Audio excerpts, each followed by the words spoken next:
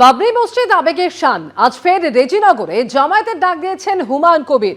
রেজিনগরে জামায়াতের ডাক দিয়েছেন তিনি এবং সেখানে থাকছেন মিবো। এ সম্পর্কে আরো জানবো, পার্থপ্রতিম ঘোষ আমাদের সঙ্গে টেলিফোনে রয়েছেন। পার্থপ্রতিম, রেজিনগরে আজকে জামায়াতের ডাক দিয়েছেন হুমায়ুন কবির, ঠিক কি কর্মসূচি রয়েছে, কখন শুরু হতে চলেছে এই কর্মসূচি? দেখো, হুমায়ুন কবির তিনি কিন্তু এর আগেই জানিয়েছিলেন যে ব্রিগেডে তিনি একটা সমাবেশ করতে চান এবং সেই ব্রিগেডে সমাবেশ করে শক্তি প্রদর্শন করতে চান। তিনি কিন্তু আগেই জানিয়েছিলেন 10 লক্ষ লোককে নিয়ে।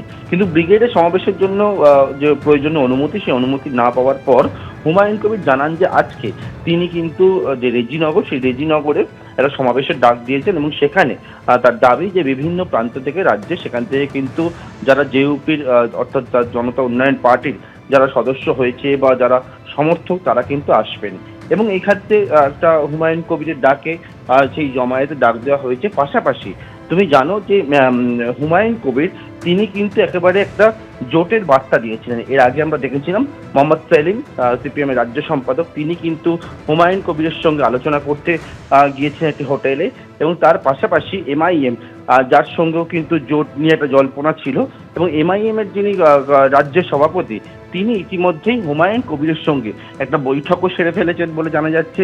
এবং হুমায়ুন কবিরের বহরমপুরের যে ফ্ল্যাট, সেই ফ্ল্যাটে একবার দেখতে পাওয়া যাচ্ছে হুমায়ুন কবিরের পাশেই এমআইএম এর সদস্যরা তারা বসে রয়েছেন এবং সেখানে গিয়ে একটা বৈঠকও হয়েছে। এবং আজকে হুমায়ুন কবিরের যে সমাবেশে ডাক দিয়েছেন, সেই সমাবেশে এমআইএম এর নেতৃত্ব তারা থাকবেন বলেই আমরা জানতে পারছি। ধন্যবাদ পার্থ।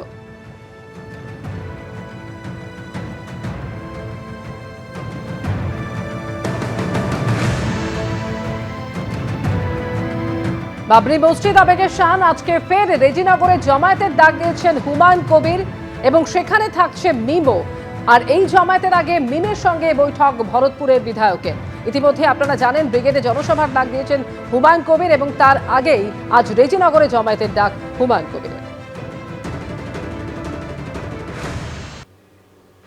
বেলা 12টায় আমরা এই মরাদিঘির এই মাঠে একটা ঐতিহাসিক রাজনৈতিক সমাবেশ করতে যাচ্ছি। ইমরান সোলাঙ্কি, যে মিমের রাজ্য সভাপতি, আসাদুল্লাহ ওয়াইসি সাহেবকে আমি ইনভাইট করেছিলাম। উনি একটা বিরাট কাজে ব্যস্ত আছে, তাই উনি আমাকে কথা রেখে দিয়েছেন। আগামী মার্চ মাসে লাস্টের দিকে যখন ব্রিগেড ময়দানে এই সরকারের মৃত্যু ঘণ্টা বাজানোর জন্য সভা করব, তখন ইনশাআল্লাহ আসাদুল্লাহ ওয়াইসি সাহেব থাকবেন, আমাদের আব্বাস সিদ্দিকী ভাইজান, তার সাথেও কালকে আমার রাত্রিতে হোয়াটসঅ্যাপে বেশ 15 মিনিট ধরে আলোচনা হয়েছে, কথা হয়েছে। কেবল শুধু বাংলার কংগ্রেস কি করবে সেটা তো এই কংগ্রেসের নেতাদের কথা তো এখানে চলে না, ওদের দিল্লির নেতারা ঠিক করে। কাজেই তাদের বিষয়টা উজ্জ্বে থাকছে। আমরা আগামী দিনে যে লড়াইয়ের ডাক দিয়েছি, বাংলার মানুষকে স্বচ্ছতা একটা সরকার উপহার দেওয়ার ডাক, আগামীকাল এই মরাদিঘির ময়দান থেকে আমরা বাংলার মানুষের কাছে রাখব। এক হুমায়ুনকে, অন্যদিকে আরেক হুমায়ুনের আমন্ত্রণ। তৃণমূল বিধায়ককে সাসপেন্ডেড বিধায়কের ফোন, বাবরি মসজিদের কাজ দেখতে হুমায়ুনের ডাক। প্রাক্তন আইপিএস হুমায়ুন কবিরকে ফোন আরেক হুমায়ুন কবিরের। বাবরি মসজিদ নিয়ে নতুন সমীকরণের জল্পনা বাড়িয়ে এই আমন্ত্রণ। সময় পেলে অবশ্যই আসবো বলেছি ভরতপুরের হুমায়ুনকে। সময় যদি পাই, সব ঠিকঠাক থাকলে নিশ্চয়ই আসবো। মুর্শিদাবাদের হুমায়ুনের আমন্ত্রণ নিয়ে মন্তব্য আরেক হুমায়ুন কবিরের।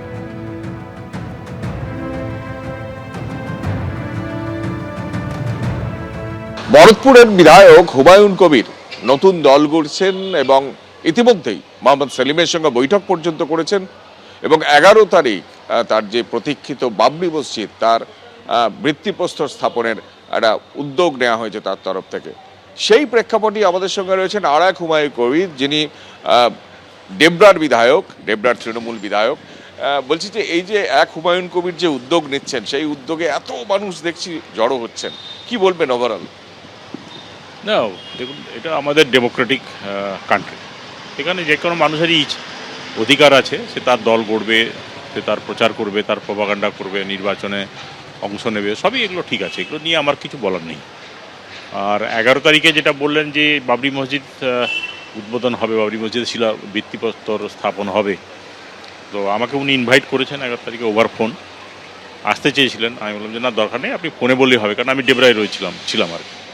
বাবরি মসজিদে একটা আবেগ রয়েছে মুসলিমদের মধ্যে, বাবরি মসজিদকে নিয়ে আবেগ রয়েছে, এটা নিয়ে অস্বীকার করার কোনো জায়গা নেই। আপনি আগেও বলেছিলেন এই আবেগের কথা, কেন বলছেন যে আবেগ রয়েছে? না, বাবরি মসজিদ দেখুন ভেঙে দিয়েছে সেই 92 সালে, 92 সালেই 6 ডিসেম্বর, সেটা আজকে দেখতে দেখতে 33 বছর হয়ে গেছে। এখন এইটার যে জাজমেন্টটা ঠিক ছিল ভুল ছিল এটা নিয়ে বহু বিতর্ক হয়েছে, কিন্তু মানুষের মনের ভিতরে, মুসলমানদের বিশেষ করে, যে মনের ভিতরে একটা আবেগ রয়ে গেছিলো যে বাবরি মসজিদটা অন্যায়ভাবে ভাঙা হয়েছে, সেই আবেগটা এখনও কাজ করছে, দিকে দিকে জ্বলছে। এবং সেটা আমরা দেখেছিলাম যেদিন বাবরি মসজিদের উদ্বোধনের ডাক দিয়ে হুমায়ুন কবির বেলডাঙ্গাতে মিটিংটা ডেকেছিলেন, সেটা বহু মানুষ এসেছিলেন। তো সেটা বাবরি মসজিদের জন্য, সেই আবেগটা ছিল বাবরি মসজিদকে ঘিরেই, অন্য কিছু না। সিপিএম নেতা মোহাম্মদ সেলিম, রাজ্য সম্পাদক, তিনি পর্যন্ত দেখা করেছেন। তারও একটা দল, দেখুন তিনি একটা দলের সাধারণ সম্পাদক, তো তিনি দেখা করেছেন, তার মনে হয়েছে যে যদি কিছু ফায়দা পাওয়া যায় বা কিছু আছে, কিছু হয়তো রাজনৈতিক তার কিছু ফায়দার জন্য তিনি হয়তো ভেবেছেন এরকমভাবে, তো সেই ভাবনা তার নিজস্ব একান্ত তার দলের ব্যাপার, এটা নিয়ে আমার কিছু বলার নয়। আমি একটা অন্য দল করি, অন্য দলের এমএলএ, সেজন্য আমার কিছু বলার নেই, সেটা উনি দেখা করতেই পারেন, সেটা ওনাদের ব্যাপার, তার দল সেটা ভাববেন সেটা নিয়ে।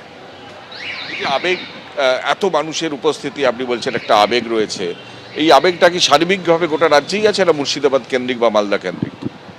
এই আবেগটা আমার মনে হয় যে এতটা বেশি আমি তো পশ্চিম মেদিনীপুরে সেই আবেগটা নেই। বর্ধমানে আমি এসপি ছিলাম বা এতেও ছিলাম, হুগলিতে ছিলাম, সেখানে আমি এইরকম ধরনের আবেগটাকে দেখিনি, পশ্চিম দিকটা নেই। হয়তো আমার মনে হয় Malda, Murshidabad, Uttar Dinajpur, Nadia, to some extent আপনার বসিরহাট বা এই এতে ভাঙড় বা এই সমস্ত এলাকাতে হয়তো খানিকটা পড়তে পারে। আমার মনে হয় না বিরাট, আর বাকি গোটা অল ওভার ওয়েস্ট বেঙ্গল পড়বে বলে আমার মনে হয় না এখন পর্যন্ত, যা আমার অবজারভেশন আর কি, আমি যা খবর পাচ্ছি। আপনি কি দেখা করেছেন হুমায়ুন কবিরের সঙ্গে? না, দেখো ফোনে কথা হয়েছে, উনি আমাকে ইনভাইট করেছেন। আমি বলছি ভাই, সময় যদি পাই, সব কিছু ঠিকঠাক থাকে, যদি আমার সম্ভব হয়, আমি নিশ্চয়ই আসবো। আর এই আমন্ত্রণ নিয়ে ভরতপুরের বিধায়ক এবং তৃণমূল থেকে সাসপেন্ডেড নেতা হুমায়ুন কবির কি জানালেন, দেখুন। 11ই ফেব্রুয়ারি বুধবার বেলা 12টায় আনুষ্ঠানিকভাবে সেই বাবরি মসজিদের ভিতের যে কনস্ট্রাকশনের যে কাজ, বিল্ডিং এর যে কাজ, সেটা শুরু হতে যাচ্ছে। তাই আমি, আমাদের এক সময় এই জেলার এসপি ছিলেন, অনেক আগে থেকে এসডিপিও ছিলেন কাঁদির, তারপরে এসপি ছিলেন, এবং বর্তমানে তিনি তৃণমূলের বিধায়ক ডেবরা, ডাক্তার হুমায়ুন কবির। সেই ডাক্তার হুমায়ুন কবিরকে আমি পার্সোনালি কল করে 11 তারিখে এখানে থাকার জন্য ইনভাইট করেছি, দাওয়াত দিয়েছি। উনি দাওয়াত কবুলও করেছেন, ইনশাল্লাহ আসবো বলে কথা দিয়েছেন।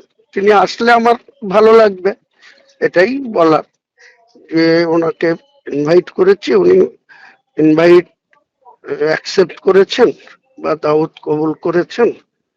আগামী দিনে নিশ্চয়ই উনি আসার চেষ্টা করবেন, আসলে আমার ভালো লাগবে।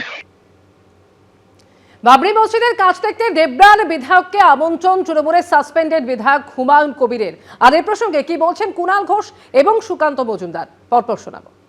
যেহেতু হুমায়ুন কবির মানে মুর্শিদাবাদের হুমায়ুন কবিরের ক্ষেত্রে একটা দলীয় অবস্থান রয়েছে, দলীয় ঘোষিত সিদ্ধান্ত রয়েছে, ফলে দলের কোনো বিধায়ক বা দলের কোনো ব্যক্তি তার সঙ্গে কোনো রাজনৈতিক বা সাংগঠনিক বা নির্বাচন সংক্রান্ত কোনো কথা আদৌ বলা ঠিক কি ঠিক নয়, সেটা নিশ্চয়ই মানে এখানকার মানে ডেবরার হুমায়ুন কবির মানে অনুভব করবেন।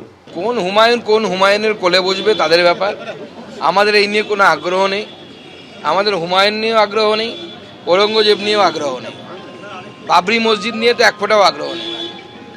তবে বাবরি মসজিদ যখন তৈরি হয়েছে, রাম মন্দিরও তৈরি হবে, চিন্তার কিছু নেই। এবিপি আনন্দ, এগিয়ে থাকে, এগিয়ে রাখে।